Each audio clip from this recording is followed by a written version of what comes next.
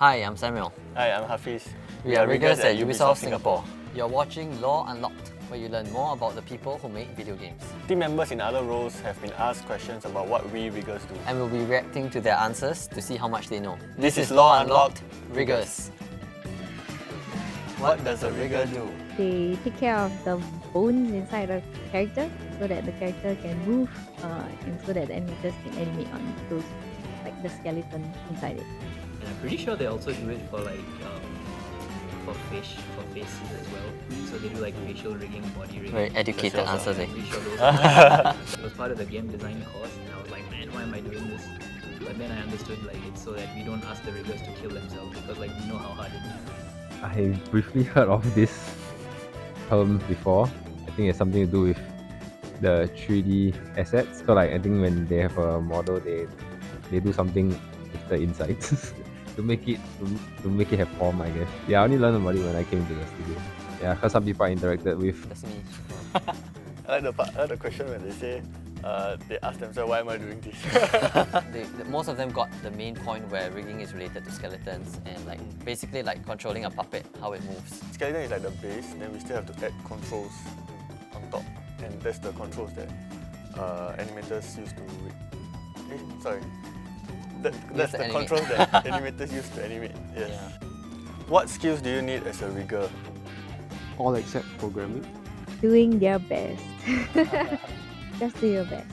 I like that. I would say it's important to have all of those skills. Modeling knowledge. Math you definitely need. Oh my god, that's the part in rigging where I switched off. I would say minimum is A, B, and D. Basics in animation, basics in modeling, and doing their best. Programming is a good to have.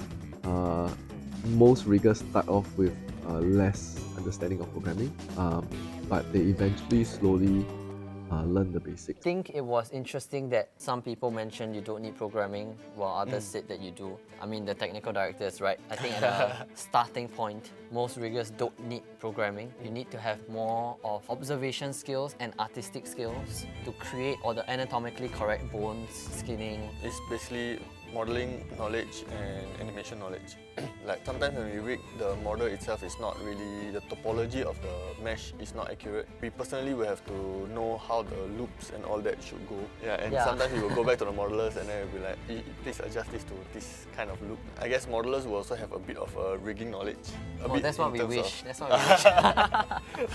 I think it's a big pet peeve for riggers whenever models come and then it doesn't have the topology flow for the intended direction of the animation. So like a rope could come in and then it doesn't have, like example, the loop cuts along the rope so that we can rig it to wave. What career advancements are available for riggers? Well, senior rigger is obvious because then you're good at rigging, so do more rigging. But I would say that maybe tech animator is a good place where you want to go for rigging, because I mean that's what rigging is, right? It's kind of like the bridge between the modelers and animators. So tech art, again, I don't do much of it, or tech anim, sorry. I feel like that would be a good place. Tech artist and senior rigger sounds more plausible for me. Yeah. Riggers are similar to tech artists and tech designers. We fall under this job scope called integrators. So basically, if you look at it in game design, I'm an integrator. we have art and design, and they design everything, and then they create things, and it needs to be integrated into the engine, into the game. Yeah, so normally we can switch between job roles if we want to advance. We share a lot of overlapping job skills, but we are very specialized as well because we are the only group that really touches animation more. From a growth perspective, rigging and tech anim are parallel paths. I think it's very funny that it's a MCQ, so everyone will obviously choose senior rigger. Yeah. But because the MCQ didn't have technical animator, right? It was tech design, tech art, and they still managed to pick up the tech animator, which is actually a lot more common. You touch so many aspects of the pipeline that it really exposes you or gives you the opportunity to branch to tech anim or tech art, or even senior rigger. As much as it's a very niche role, it also overlaps, so we have a lot of opportunity to branch. And one of the things is that we also day-to-day do is we also do a lot of integration. So it makes sense that he mentioned that we are the integrators. But it was the first time I'm hearing that. So I guess it can be a junior integrator. Can an animator rig? Or can a rigger animate? if they had to fight in terms of like how well a rigger can animate versus how well an animator can rig, I Fighting off think the the back. rigger might win. But yes, Okay. 1 point. animation is very deep still. You see. So they may not touch rigging, just receive rig characters. But we would like to see them fight out. That'd be great. Both can do it. I would say that this is just me stereotyping based on my one experience with my friend. But in general, animators do not like to rig because animators are all about the artistry and how like the thing moves. They don't want to get bogged down with figuring out where this IK Yeah, angle this guy's goes. spot on. Riggers, I would assume a rigger can animate, but maybe not the other way around.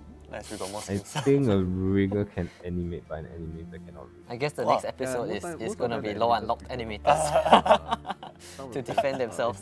Because already animation itself is a lot of work.